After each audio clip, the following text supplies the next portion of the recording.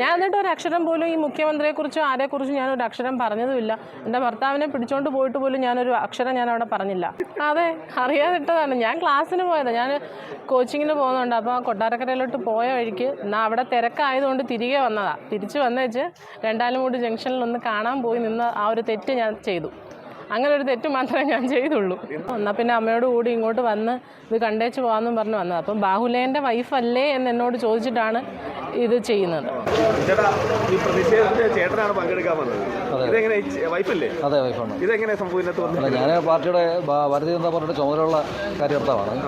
സ്വാഭാവികമായിട്ട് ഞാൻ പ്രതിഷേധത്തിന് ഇറങ്ങി. അപ്പോൾ ഇവരതിന് ശേഷം ഇദ്ദേഹം എൻ്റെ അമ്മയും കൂടി ജംഗ്ഷനിലേക്ക് വന്നു. അപ്പോൾ മുഖ്യമന്ത്രി പാസ് ചെയ്യുമ്പോൾ ഒന്ന് കണ്ടിട്ട് പോകാമെന്ന് കരുതിയതാണ്. കഷ്ടകാലത്തിന് കറുത്ത ഉടുപ്പായി വിട്ടുപോയത്.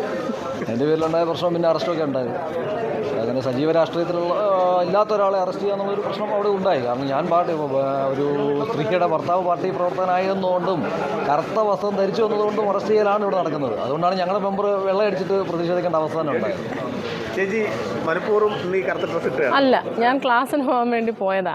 പോയിട്ട് ഇപ്പം അവിടെ തിരക്കായതുകൊണ്ട് തിരികെ വീട്ടിൽ വന്നു. എന്നാൽ പിന്നെ അമ്മയോട് കൂടി ഇങ്ങോട്ട് വന്ന് ഇത് കണ്ടേച്ച് പോകാമെന്നും പറഞ്ഞ് വന്നത്. അപ്പം ബാഹുലേൻ്റെ വൈഫല്ലേ എന്ന് എന്നോട് ചോദിച്ചിട്ടാണ് ഇത് ചെയ്യുന്നത്. അങ്ങനെയാണ് ഞാൻ ഇവിടെ എത്തിപ്പെട്ടത്. ഇല്ല, പ്രതീക്ഷിച്ചതേ ഇല്ല. ആദ്യത്തെ ഒരു അനുഭവമാണ്. എന്നെ സംബന്ധിച്ചിടത്തോളം ആദ്യമല്ല, നമുക്ക് പ്രശ്നമില്ല. പക്ഷേ വേറെ സംബന്ധിച്ചിടത്തോളം ആദ്യത്തെ അനുഭവമാണ്.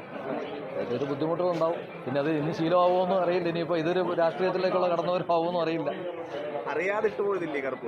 അതെ, അറിയാതിട്ടതാണ്. ഞാൻ ക്ലാസ്സിന് പോയതാണ്, ഞാൻ കോച്ചിങ്ങിന് പോകുന്നുണ്ട്. അപ്പോൾ കൊട്ടാരക്കരയിലോട്ട് പോയ വഴിക്ക് അവിടെ തിരക്കായതുകൊണ്ട് തിരികെ വന്നതാണ്. തിരിച്ച് വന്നേച്ച് രണ്ടാലുംമൂട് ജംഗ്ഷനിലൊന്ന് കാണാൻ പോയി നിന്ന് ആ ഒരു തെറ്റ് ഞാൻ ചെയ്തു. അങ്ങനെ ഒരു തെറ്റ് മാത്രമേ ഞാൻ ചെയ്തുള്ളൂ. അത്രയും മാത്രമേ ഉള്ളൂ. ഞാൻ എന്നിട്ട് ഒരു അക്ഷരം പോലും ഈ മുഖ്യമന്ത്രിയെക്കുറിച്ചോ ആരെക്കുറിച്ചും ഞാനൊരു അക്ഷരം പറഞ്ഞതുമില്ല. എൻ്റെ ഭർത്താവിനെ പിടിച്ചോണ്ട് പോയിട്ട് പോലും ഞാനൊരു അക്ഷരം ഞാൻ അവിടെ പറഞ്ഞില്ല. എന്നിട്ട് ബാഹുലേൻ്റെ വൈഫല്ലേ എന്ന് പോലീസുകാർ എന്നോട് വന്ന് ചോദിച്ചു. അതേന്ന് പറഞ്ഞു. എന്നാൽ നിങ്ങൾ വണ്ടിക്കകത്തോട്ട് കയറാനും പറഞ്ഞു എന്നോട്. ഞാൻ ഒരു 10:30 ആയപ്പം പോയിട്ട് തിരികെ രണ്ടാലുംമൂട് ജംഗ്ഷനിൽ വന്നു. അപ്പോൾ അത് കഴിഞ്ഞപ്പോൾ ആയി.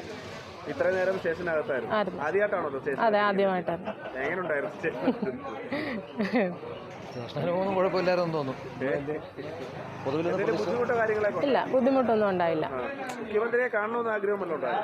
കാണാൻ വേണ്ടിയിട്ടാണ്. കാരണം നമ്മൾ ഒത്തിരിയും അല്ല, ഞാൻ ഇതുവരെ നേരിട്ട് കണ്ടിട്ടില്ല. ഒന്ന് കാണാമെന്ന് കരുതിയാ വന്നത്. അതായിപ്പോയി, അബദ്ധമായി പോയി ഇങ്ങനൊരു ഡ്രസ്സ് ഇട്ടുകൊണ്ട് വന്നത്. അല്ല, എനിക്ക് കൂടുതലും ബ്ലാക്ക് കോമ്പിനേഷനുള്ള ഡ്രസ്സുകളാണുള്ളത്. അങ്ങനെ ഇട്ടുകൊണ്ട് വന്നതാ. അറിഞ്ഞു. മക്കളെ സ്കൂളിൽ വിട്ടേക്കാം. അവരെ വിളിച്ചോണ്ട് വരാൻ പിന്നെ വേറെ ഏർപ്പാട് ചെയ്തിട്ടുണ്ട്. ഞങ്ങൾ ആരെങ്കിലും വിളിച്ചോണ്ട് വരാറ്. ആരെങ്കിലും വിളിച്ചിട്ടുണ്ടാവും. സ്ഥലം ഒരു രണ്ടാലുംമൂട് തന്നെയാണ്. രണ്ടാലുംമൂട് ജംഗ്ഷൻ അടുത്ത് തന്നെയാണ് ഞങ്ങൾ താമസിക്കുന്നത്. തിരിച്ചു മടങ്ങണം. അതെ, ഞാനത് പ്രതീക്ഷിക്കുന്നു. അദ്ദേഹം പ്രതീക്ഷിച്ചിരുന്നില്ല അത്ര. ഇല്ല, ഞാനും എൻ്റെ ചേട്ടൻ്റെ അമ്മയും കൂടിയാണ് വന്നത്. ഞങ്ങൾ മാറി നിന്നതേ ഉള്ളൂ. അവിടെ ഒരക്ഷരം പോലും പറയാതെ നിന്നതാ. ഇന്ന് ഇവർ ഇത്രയും പ്രകോപിപ്പിച്ചപ്പോഴാണ് ഞാൻ വല്ലതും പറഞ്ഞു പോയത്.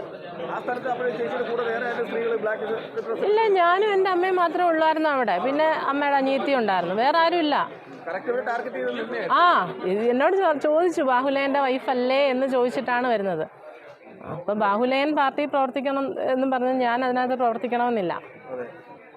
ഇന്നത്തെ എല്ലാ പരിപാടികളെല്ലാം പോയില്ലേ? കുട്ടികളെ കഴിഞ്ഞു. എല്ലാം അതെ, ശരി.